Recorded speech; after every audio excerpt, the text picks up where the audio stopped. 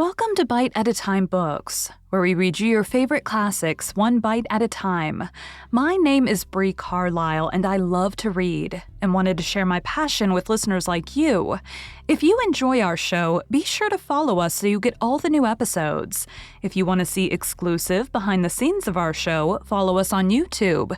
We would also love for you to drop us a rating on your favorite podcast platform and share our show with your friends. You can catch us on all the social medias at Bite at a Time Books. We are currently running a contest on our social media for the duration of Season 10 to win a copy of the complete Anne of Green Gables series. Today, we will be continuing Anne of Green Gables by Lucy Maud Montgomery. Chapter 26. The Story Club is formed. Junior Avonlea found it hard to settle down to humdrum existence again. To Anne in particular, things seemed fearfully flat, stale, and unprofitable after the goblet of excitement she had been sipping for weeks.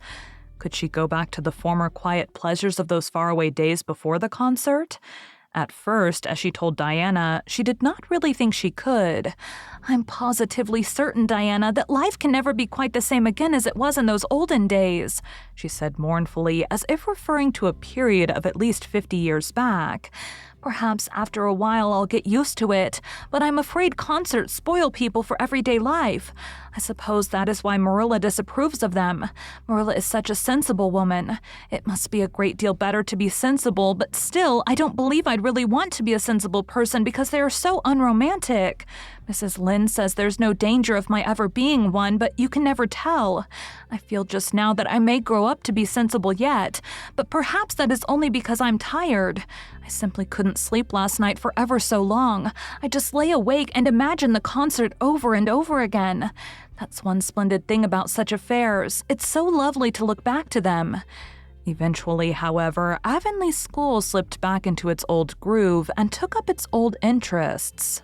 To be sure, the concert left traces. Ruby Gillis and Emma White, who had quarreled over a point of precedence in their platform seats, no longer sat at the same desk, and a promising friendship of 3 years was broken up.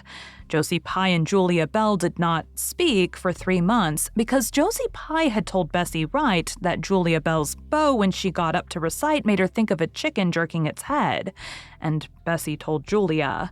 None of the Sloanes would have any dealing with the Bells because the Bells had declared that the Sloanes had too much to do in the program, and the Sloanes had retorted that the Bells were not capable of doing the little they had to do properly.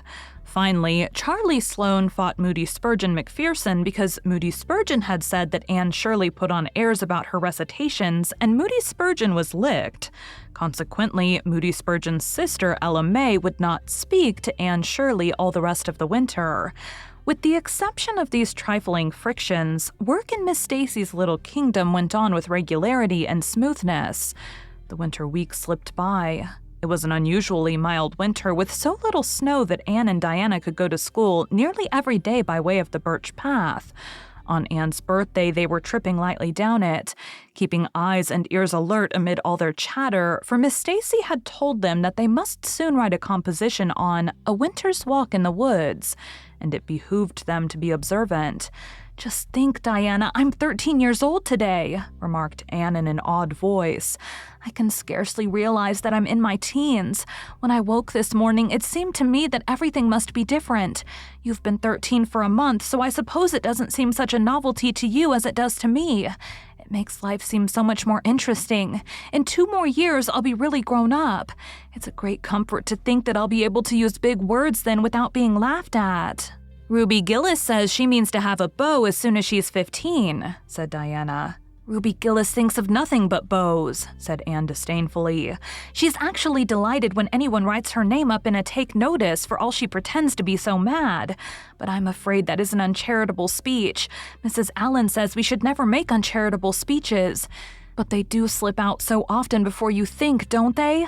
I simply can't talk about Josie Pye without making an uncharitable speech, so I never mention her at all.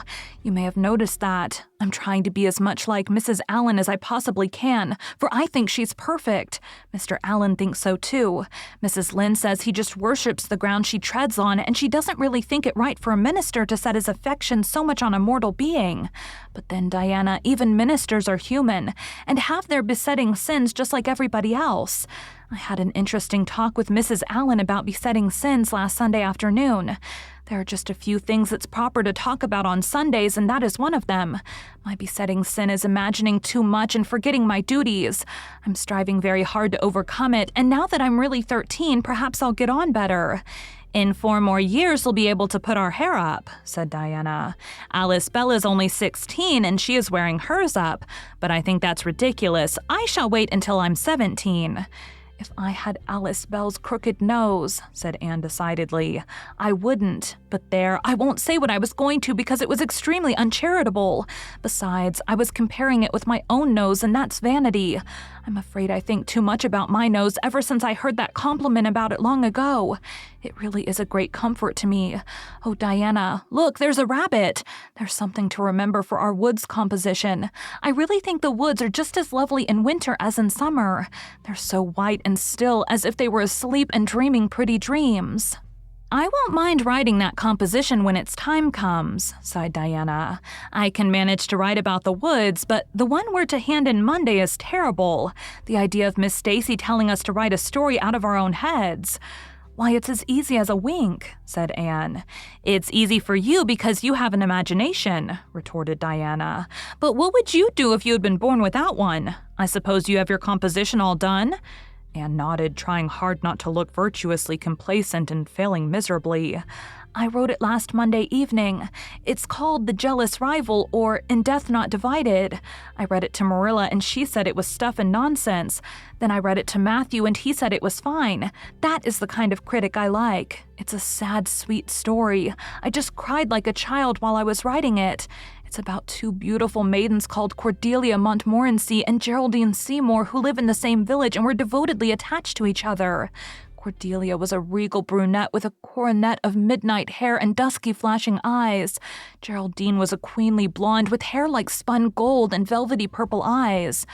I never saw anybody with purple eyes, said Diana dubiously. Neither did I just imagined them. I wanted something out of the common. Geraldine had an alabaster brow, too. I found out what an alabaster brow is. That is one of the advantages of being 13. You know so much more than you did when you were only 12. Well, what became of Cordelia and Geraldine? Asked Diana, who was beginning to feel rather interested in their fate. They grew in beauty side by side until they were 16. Then Bertram DeVere came to their native village and fell in love with the fair Geraldine. He saved her life when her horse ran away with her in a carriage, and she fainted in his arms, and he carried her home 3 miles. Because, you understand, the carriage was all smashed up. I found it rather hard to imagine the proposal because I had no experience to go by. I asked Ruby Gillis if she knew anything about how men proposed because I thought she'd likely be an authority on the subject, having so many sisters married. Ruby told me she was hid in the hall pantry when Malcolm Andrus proposed to her sister Susan. She said Malcolm told Susan that his dad had given him the farm in his own name and then said, "What do you say, darling pet, if we get hitched this fall?" And Susan said, "Yes, no, I don't know, let me see." And there they were, engaged as quickly as that. But I didn't think that sort of a proposal was a very romantic one. So in the end, I had to imagine it out as well as I could. I made it very flowery and poetical, and Bertram went on his knees, although Ruby Gillis says it isn't done nowadays. Geraldine accepted him in a speech a page long. I can tell you, I took a lot of trouble with that speech. I rewrote it 5 times, and I look upon it as my masterpiece. Bertram gave her a diamond ring and a ruby necklace and told her they would go to Europe for a wedding tour, for he was immensely wealthy. But then, alas, shadows began to darken over their path. Cordelia was secretly in love with Bertram herself, and when Geraldine told her about the engagement, she was simply furious, especially when she saw the necklace and the diamond ring. All her affection for Geraldine turned to bitter hate, and she vowed that she should never marry Bertram. But she pretended to be Geraldine's friend the same as ever. One evening they were standing on the bridge over a rushing turbulent stream, and Cordelia, thinking they were alone, pushed Geraldine over the brink with a wild mocking ha ha ha. But Bertram saw it all, and he at once plunged into the current, exclaiming, "I will save thee, my peerless Geraldine!" But alas, he had forgotten he couldn't swim, and they were both drowned, clasped in each other's arms. Their bodies were washed ashore soon afterwards. They were buried in the one grave, and their funeral was most imposing, Diana. It's so much more romantic to end a story with a funeral than with a wedding. As for Cordelia, she went insane with remorse and was shut up in a lunatic asylum. I thought that was a poetical retribution for her crime. How perfectly lovely, sighed Diana, who belonged to Matthew's School of Critics. I don't see how you can make up such thrilling things out of your own head, Anne. I wish my imagination was as good as yours. It would be if you'd only cultivate it, said Anne cheeringly. I've just thought of a plan, Diana. Let you and me have a story club all our own and write stories for practice. I'll help you along until you can do them by yourself. You ought to cultivate your imagination, you know. Miss Stacy says so. Only we must take the right way. I told her about the haunted wood, but she said we went the wrong way about it in that. This was how the story club came into existence. It was limited to Diana and Anne at first, but soon it was extended to include Jane Andrews and Ruby Gillis and one or two others who felt that their imaginations needed cultivating. No boys were allowed in it, although Ruby Gillis opined that their admission would make it more exciting, and each member had to produce one story a week. It's extremely interesting, Anne told Marilla. Each girl has to read her story out loud, and then we talk it over. We're going to keep them all sacredly and have them to read to our descendants. We each write under a nom de plume. Mine is Rosamond Montmorency. All the girls do pretty well. Ruby Gillis is rather sentimental. She puts too much lovemaking into her stories, and you know too much is worse than too little. Jane never puts any because she says it makes her feel so silly when she had to read it aloud. Jane's stories are extremely sensible. Then Diana puts too many murders into hers. She says most of the time she doesn't know what to do with the people, so she kills them off to get rid of them. I mostly always have to tell them what to write about, but that isn't hard, for I've millions of ideas. I think this story writing business is the foolishest yet, scoffed Marilla. You'll get a pack of nonsense into your heads and waste time that should be put on your lessons. Reading stories is bad enough, but writing them is worse. But we're so careful to put a moral into them all, Marilla, explained Anne. I insist upon that. All the good people are rewarded and all the bad ones are suitably punished. I'm sure that must have a wholesome effect. The moral is the great thing. Mr. Allen says so. I read one of my stories to him and Mrs. Allen, and they both agreed that the moral was excellent. Only they laughed in the wrong places. I like it better when people cry. Jane and Ruby almost always cry when I come to the pathetic parts. Diana wrote her Aunt Josephine about our club, and her Aunt Josephine wrote back that we were to send her some of our stories. So we copied out 4 of our very best and sent them. Miss Josephine Barry wrote back that she had never read anything so amusing in her life. That kind of puzzled us because the stories were all very pathetic and almost everybody died. But I'm glad Miss Barry liked them. It shows our club is doing some good in the world. Mrs. Allen says that ought to be our object in everything.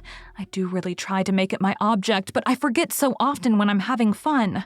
I hope I shall be a little like Mrs. Allen when I grow up. Do you think there's any prospect of it, Marilla? I shouldn't say there was a great deal, was Marilla's encouraging answer.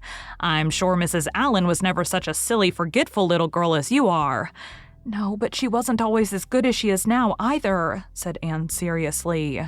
She told me so herself. That is, she said she was a dreadful mischief when she was a girl and was always getting into scrapes. I felt so encouraged when I heard that. Is it very wicked of me, Marilla, to feel encouraged when I hear that other people have been bad and mischievous?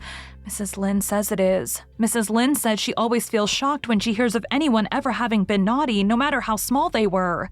Mrs. Lynde says she once heard a minister confess that when he was a boy he stole a strawberry tart out of his aunt's pantry, and she never had any respect for that minister again. Now, I wouldn't have felt that way. I'd have thought that it was real noble of him to confess it, and I'd have thought what an encouraging thing it would be for small boys nowadays who do naughty things and are sorry for them to know that perhaps they may grow up to be ministers in spite of it. That's how I'd feel, Marilla. The way I feel at present, Anne, said Marilla, is that it's high time you had those dishes washed. You've taken half an hour longer than you should with all your chattering. Learn to work first and talk afterwards. Thank you for joining Bite at a Time Books today. while we read a bite of one of your favorite classics. If you enjoy our show, be sure to follow us so you get all the new episodes. If you want to see exclusive behind the scenes of our show, follow us on YouTube. We would also love for you to drop us a rating on your favorite podcast platform and share our show with your friends. You can catch us on all the social medias at Bite at a Time Books. We are currently running a contest on our social media for the duration of Season 10 to win a copy of the complete Anne of Green Gables series.